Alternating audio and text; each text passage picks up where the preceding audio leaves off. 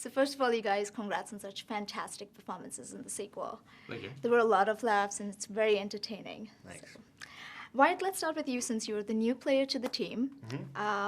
Let's talk about how you got involved. I heard that your dad encouraged you to have a meeting with Jay because he said you'd have a lot of fun on set. So tell us about that's that. not true. Okay. Yeah, I know it's in the notes there. What happened was I got a phone call from one of the producers who's asked me to be in the movie, and I read it, and my dad had given Jay, because they worked together, a sterling review. Is that the good way to say it? Yeah. And said that if you work with Jay, I believe that he'll make a really good movie, because he knew him and knew how smart he was and knew how he was a director type person. So he got a great review from my dad, but one of the producers, it was through the channels Right. going, we need a person who can play hockey, and I fit the bill. That's amazing. Perfectly. Yeah. What was it like on set? Because I heard Okay. you're, I heard that you're the prankster on set. That's what George said was, quote, Marc-André is always up to no good. So what Well, were obviously you up to? George said that. Bring the spotlight somewhere else. We didn't prank as much as the first time because we could go outside this time. Because the first movie, that was weird. We're shooting nights during winter in Winnipeg. So George and I were going outside smoking cigarettes once in a while, but outside of that, we couldn't stay outside. It was like -40 and dark and scary. So, but this time it was like, during the day, it was sunny, it was summer, it was fun, beautiful Barrie, Ontario.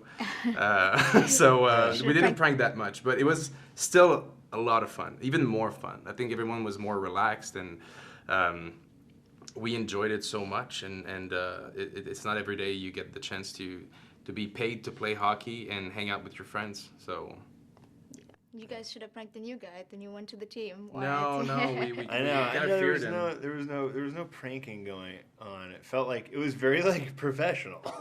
Weirdly, yeah. As that can actually be very fun. But there was no. I didn't. Were there pranks? No, and Can't remember you don't want to anything. prank Wyatt. He's so chill. He just. Right. And I have a wolf. What as a did I dog. say during the shoot? You always walk like you're coming out of the pool. Oh yeah, that was so funny. Like you It was just the came out of. best That's his way walk? of You're just explaining. walking somewhere Everyone's always made relaxed. fun of the way I walk. And Okay. oh my gosh, it was like, dude, you look like every time you walk into a room, like you just walked out of a hot tub. Okay, it's good to know. Yeah. Okay.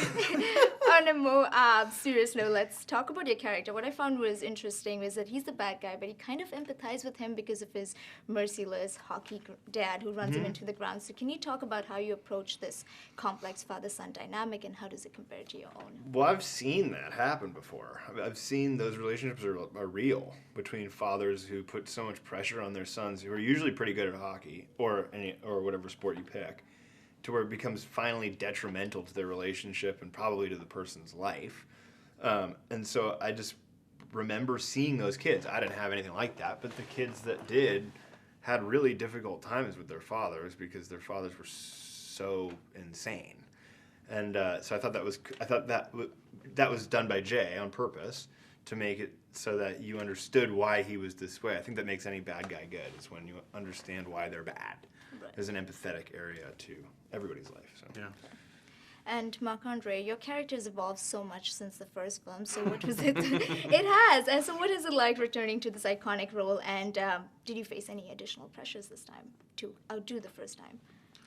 No, because like you said, the character is a lot different. He's grown up, he's calm, and he's trying to find himself, and he's not destructive of himself and the team and everything, and he's trying his best to survive in being older in that league, and he's facing kind of the same thing as Doug when his character shows up, because his character is better. He's like a better version of Doug and Xavier together. He's a better hockey player and he's a better fighter. So it's tough, and even though Xavier doesn't have the physical problems that Doug has, he still has to accept the fact that his job might be different now.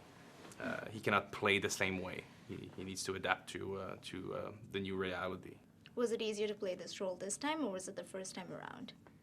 It was easier because it was less stress because I knew what I was getting into, and I felt at home right away. My hockey was better than the first time too, and was more comfortable, and the guys that was surrounding us, all the doubles and all the players that are doing the plays and everything, and most of them are from the OHL. They were such great kids, and they were making this whole journey a lot of fun, and they were showing me little tips and how to shoot properly, and even the goalie was like, yeah, you should get a shoot there more, and it was fun. Okay. Fighting in hockey has been frowned upon in recent years, so do you believe there's a need for an enforcer? I believe that that fighting should never be taken out of hockey because it's part of the game. It's the only game in the world in which you're allowed to actually take your issue and deal with it yourself, rather than having it all rely on the hands of referees. The actual enforcer, I think, has been taken out of the game mostly because of like a bottom line. You need to win. So that player who's being taken up by a guy who can't skate or do much and only fight is kind of hurting your ability to score goals and win games. And so I don't think it's necessarily out of people saying, ooh, it's bad. It's more about of people saying we want to see a winning team.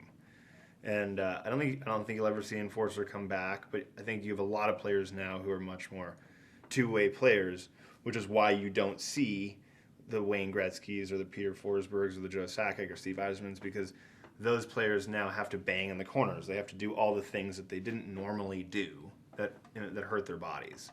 And they don't last as long. They don't have long careers like the other guys did. I think that's one of the many reasons, but I don't think you'll ever see it again. Yeah, I mean, I think Kane is the new enforcer. Right. Who's not an enforcer. He's a player, a skilled player that will fight once in a while. But,